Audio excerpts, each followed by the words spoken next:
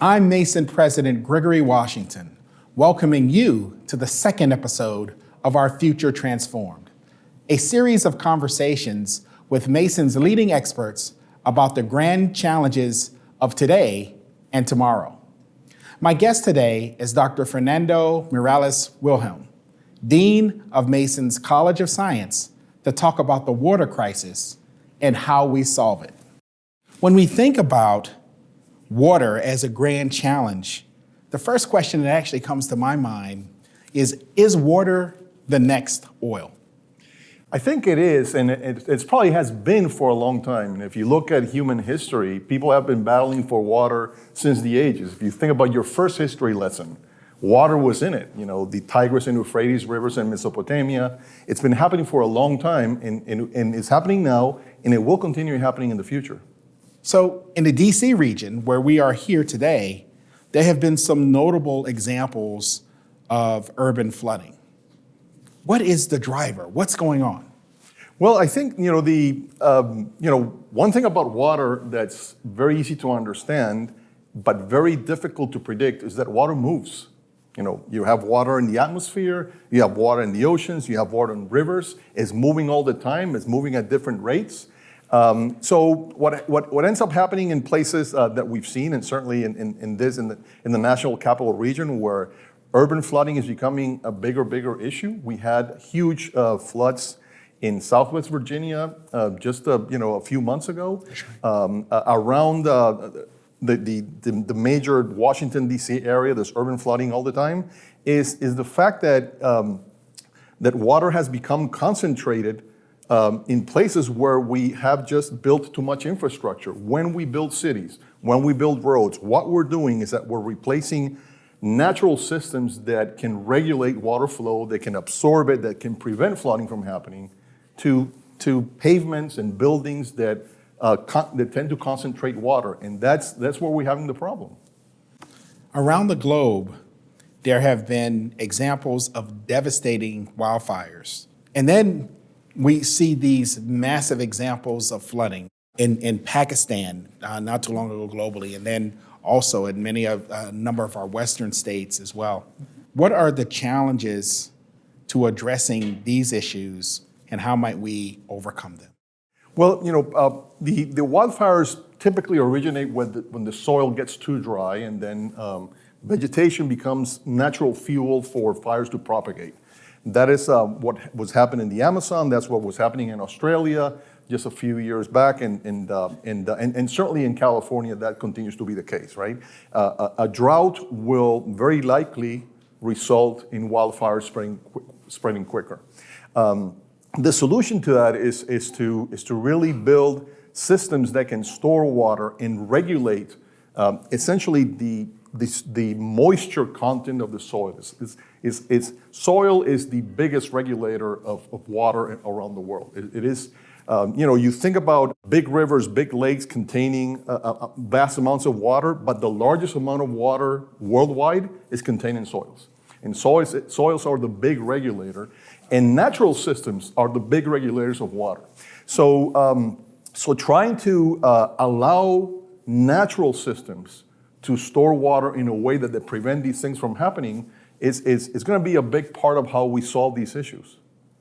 Given that a sizable amount of the globe's population lives in either climates that have very little water or no water at all, do we have any great examples of water management, any great examples that we can point to and ask the question, how are some of these other countries responding to either flooding or lack of water? How are they responding to it in ways that actually can help us here in the U.S.? Yes, I always point to the example of countries in the Middle East as the most water scarce, but also as countries that have learned to live with little water in a moderately successful way. So water conservation, building infrastructure that stores water, using natural systems. What's the term these days is nature-based solutions, is using nature to store water. Those are the ways that you can actually mitigate the big peaks towards floods, or mitigate the big valleys towards floods, towards droughts. Is it fair to compare those entities to the U.S. and what we can do in the U.S.? Is it, in some sense, we're very, very different, right? Mm-hmm. So talk a little bit about that. Yeah, so that's a great question, and let me tell you where it is that we're most different. The biggest difference between the U.S. and other countries is how we manage water. So let's take the example of the Western states, because in the U.S. we speak a lot about water rights. There's big water legislation that apportions water in a way that does not take into consideration the physical variable. So there are commitments for water to be delivered in places where you just don't have enough water. It's like I've committed to pay you a salary of water where I'm running out of funds, and no matter what, you're going to expect that salary, even though I have no money. you have no water to give them. Exactly, yes. And so what happens then? No, so I think we have to, in the U.S., I think we have to tune our legislation and our water legislation, and particularly in the Western states, towards the fact that, the climate is changing, population has changed in the distribution, the economies have changed. And speaking of California again, we cannot be subsidizing farmers to grow almonds that are exported to other parts of the world and think that the natural aquifers and water systems in California are going to pick up the bill. And that has to change. And that is happening in many parts of the country, but it is particularly severe in the Western states. So I would like to now open it up to our student audience for questions on this topic. Thank you guys so much for taking the time to speak to us. My question really talks about, or is pertaining to, coastal flooding and how much of that has to do with climate change and deforestation. I know there's a little bit of talk about certain cities, such as like Norfolk, Virginia, going underwater in a couple of years or a few years in time. And I was just wondering how much of that is due to climate change or other factors such as deforestation.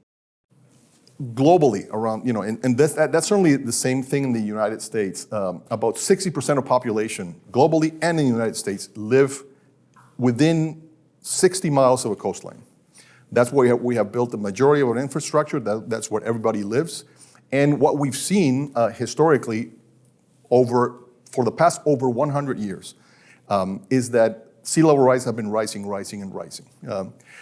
I grew up in Miami, and in Miami they have something that's called sunny day flooding. That means it floods when there is no rain. It's just the water coming up and flooding significant property. This is starting to happen all over the world. We know it is a combination of temperature increase because of global warming. So a little bit of physics. The temperature increases, water expands. So seawater expands, and because seawater is a lot of water, it will really start rising up and flooding. The other piece that contributes to this is that, you mentioned, is deforestation.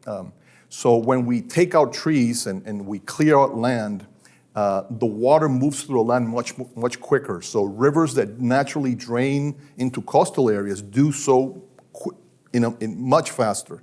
So you have more fresh water coming in, sea level going up. The result is that we have a significant increase in coastal flooding around the world, certainly here in this country.